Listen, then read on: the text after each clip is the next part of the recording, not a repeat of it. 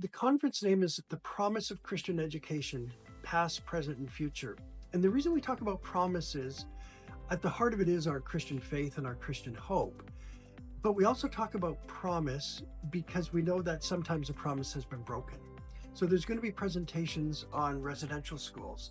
There's going to be presentations on where that promise has been broken and how we reclaim that promise, how we move forward, how we don't forget about what's been done wrong in the past, but how we can look to the future. And that's why we're going to have sessions as well on artificial intelligence and how that is going to be used in the classroom, how it's already being used.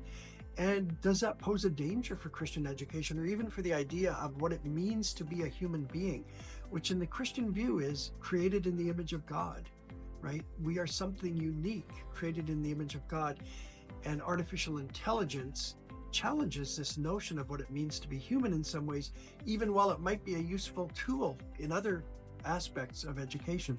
So these are things we're going to explore. And so the promise, past, present, and future looks at what we've done in the past, what we're doing now, and how to realize that promise in the future.